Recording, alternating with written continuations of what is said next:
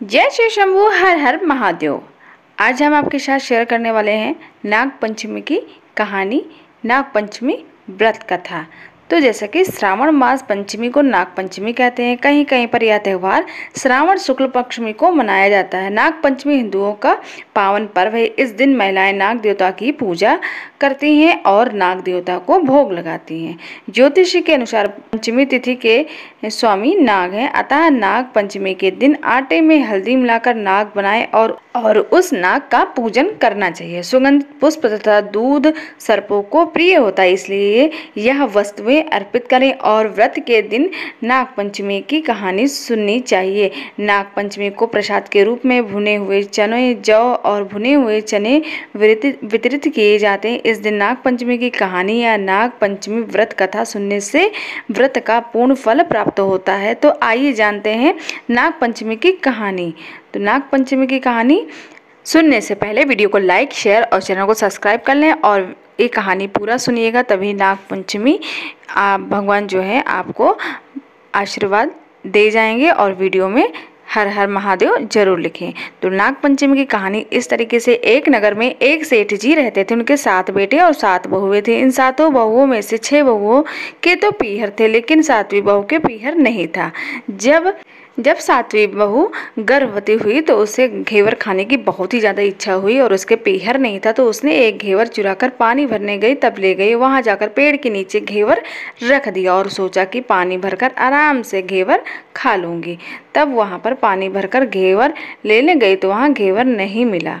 उस पेड़ के पास एक लंबी बावी थी और उसमें एक नागिन रहती थी। वह नागिन भी उस समय गर्भवती थी। घेवर देखकर नागिन की बड़ी इच्छा हुई खाने की और वह घेवर खा लिया।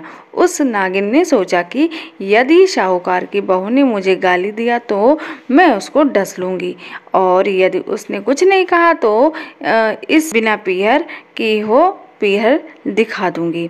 साहूकार की बेटी बहू ने कहा कि शायद कोई मेरी जैसे ही होगी जिसने यह घेवर खा लिया। ऐसा सुनकर नागिन बहुत ही खुश हुई और उसने अपने बेटों से कहा कि तुम इंसान का रूप बनाकर जाओ और साहूकार के बेटे की बहू को लेकर आओ। नागिन के बच्चे इंसान का रूप बनाकर साहूकार के घर चले गए। वहां जाकर उन्होंने कहा कि हम हमारी बहन को लेने के लिए आए हैं। तब सास ने कहा कि पहले तो कभी नहीं आए, इतने दिन कहाँ से? तब उन्होंने कहा कि जब हमारी बहन का जन्म हुआ तब हम नानी के घर गए थे और शादी हुई तब हम परदेश कमाने के लिए चले गए। उन लड़कों ने बहुत सारे कपड़े, गहने, मिठाइयाँ बहन के सास और जिठानी के लिए ले गए थे। सास अत्यंत प्रसन्न हुई और जिठानी उसे देखकर जल कुढ़ रही थी। सास ने बहू को उसके साथ में भेज दिया। भाभी के पास जाकर उन्होंने कहा, बहन हम नाग हैं। उस दिन जब तुम पेड़ के नीचे घेवर रखा था तब हमारे घेवर हमारी माँ ने खाया था। उन्होंने तुम्हें अपनी बेटी माना है, इस नाते से तुम हमारी बहन हुई।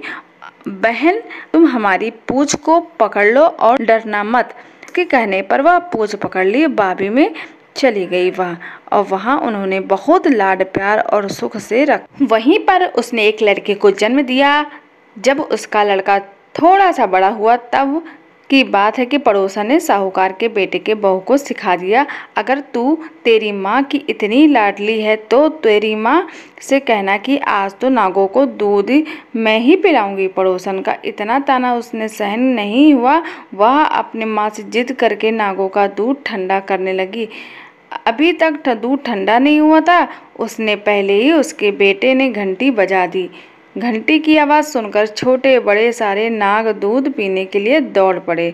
जब उन्होंने दूध में मुंह लगाया तो बहुत ही मुंह जल गया। तब नाग देवता जो है क्रोधित होकर बोलने लगे कि हम बहन को काटेंगे। उसकी माँ ने उन्हें समझाते हुए कहा कि इसे मत काटो, यह तुम्हें आशीष देगी। तब साहूकार के बेटे की बहू ने कहा जियो मारा नाग नागनी जियो मारा खड़िया अणिया बीर, बीर उठावे देखणो चीर, चीर तो फट जावे फट वीर जीता रेवे। थोड़े ही दिन बाद जाने के बाद पड़ोसन ने फिर से ताना मारा कि यदि तेरी माँ तुझे पर विश्वास करती तो तुझे 7वें कोठे की चाबी देती। उसने माँ की जिद करके चाबी ले ली और जब ताला खोला तो अंदर झूले में बाबा नाग झूल रहे थे। उसने बाबा नाग से कहा, सत सिया राम बाबा। उन्होंने कहा कि तूने सत सिया राम कर लिया वरना मैं तुझे डस लेता। तब उसने कहा कि आप तो मेरे पिता हो, मुझे क्यों कैसे डस सकते हो। और बोली, जियो नाग नागनी जियो वासुकी नाग, जीड़ मेरे लाड लडाया 9 करोड़ को हार। नाग देवता ने उनको 9 करोड़ का हार दे दिया। माँ ने अपने बेटे से कहा, भाई तो अब तो बड़े घर के हाथ डालने लगी हैं, उसे घर पर पहुंचा दो। नागोस ने साहूकार के बेटे की बहू को बहुत से गहने कपड़े दिए और ससुराल पहुंचा दिया। थोड़े ही दिन की बात है कि उसका बच्चा झाड़ू तोड़ रहा था। ताई ने कहा, झाड़ू मत तोड़, इतना तोड़ने का शौक है तो तेरे नाना मामा के यहाँ से लाया होता। यह बात सापू ने सुन लिया। माँ से जाकर कहा। माँ ने कहा, 2 झाड़ू सोने के बनवाओ, 2 चांदी के बनवाओ और दे आओ। ताइयाँ देखकर जल गईं, कहने लगी, उसके तो ताने मारने से धन बढ़ता है। कुछ दिनों के बाद की बात है, बच्चा गेहूं बिखेर रहा था। ताई ने ताना मारा, गेहूं बिखरने का शौक है तो नाना मामा से ले आता, हमारे यहाँ मत बिखेर।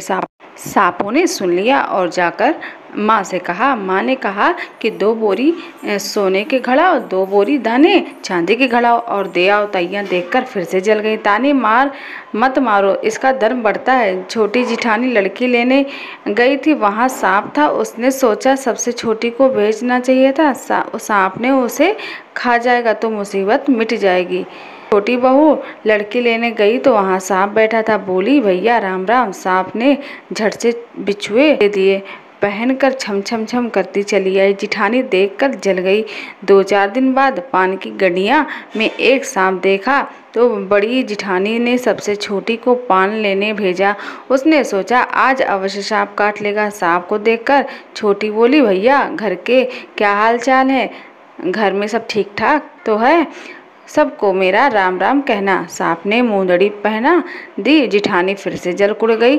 उसका पति दुकान से आया, तब उसने सिखा दिया कि तेरी बहू के तो सांप बिच्छू से दोस्ती है। साहूकार का बेटा अपनी बहू से रात को कहने लगा, सच सच बता, सांप बिच्छू तेरे क्या लगते हैं जो तुझे काट खाने के बजाय गहने देते हैं। बहू ने कहा, वो तो मेरे भाई भतीजे लगते हैं। फिर उसने सारी रात बाद अपने पति को बताई। पति ने कहा, तो क्या तेरे भाई भतीजे तुम्हें ही बुलाते हैं, कभी अपने जवाई को यानी हमें नहीं बुलाते? नहीं।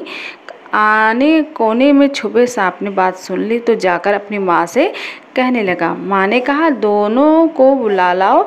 वे इंसान का रूप बनाकर दोनों को व बच्चे को बुला लाए। खूब कपड़े गहने देकर तीनों को विदा किया।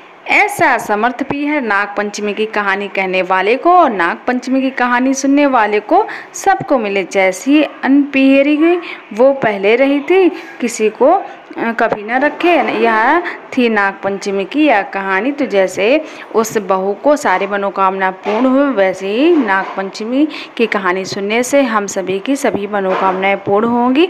तो आशा करती हूँ कि आप लोग को यह नाग पंचमी व्रत कथा यानी कि कहानी आप लोग को अच्छी लगी होगी। और आपको अच्छी लगी है तो कमेंट में ज़रूर हर हर महादेव लिखें। वीडियो को लाइक शेयर और सब्सक्राइब करें। मिलते हैं नए वीडियो के साथ। जय शिव शंभू, हर हर महादेव।